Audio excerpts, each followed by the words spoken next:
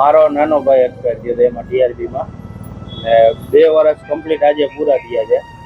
એમાં માંગણી અમે ઘણી કરી હતી કે 14 મુદ્દા લેખિતમાં ગૃહમંત્રીને મુખ્યમંત્રીને આપેલા હતા. એમાંથી હજી સુધીમાં એકય મુદ્દા કરવામાં આવ્યા નથી. એમાં સૌથી ખાસ ફાસ્ટ ટ્રેક કોર્ટનું કર્યું હતું કે ડે ટુ ડે હિયરિંગ લેવામાં આવે. ડે ટુ ડે હિયરિંગ હજી સુધીમાં કરવામાં આવ્યું નથી. અને એથી વધારે અત્યારે લાગત કેસમાં જેટલા હતા બધા મેમ્બરને જામીન આપી દેવામાં આવ્યા છે. જામીન મળ્યા પછી અત્યારે જે કેસમાં સાક્ષી રહ્યા ને એ સાક્ષીને ધમકાવવામાં આવે.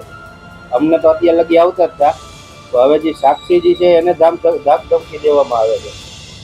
અને આમાં હવે જોતા એવું લાગતું નથી કે કોઈ જાતનો ન્યાય મળે કે ભાઈ તમે તમારી રીતે લડે રાખો, તમે તમારી રીતે કૂચે મરી રાખો, આમાં કંઈ ફેર પડવાનો નથી અમારા.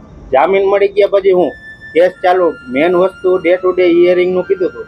હવે ડે ટુ ડે હિયરિંગનું તો અહીંયા રહ્યું. આપણે વકીલની માંગણી કરી હતી સરકારી કે ભાઈ સુપ્રીમ કોર્ટમાં અમને વકીલ દેવામાં આવે, કારણ કે હાઈકોર્ટ લગી અમારા પેલા નરેન્દ્રસિંહ હતા કે એ અત્યાર લગી સપોર્ટ કરતા હતા અમને.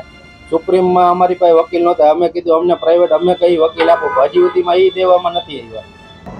ડે ટુ ડે હિયરિંગ અને આ કેસમાં જે પણ સાક્ષી છે એ લોકોને પૂરતી સુરક્ષા દેવામાં આવે, એટલે હજી આમાં વધારે પડતા છેડા ન કરીએ.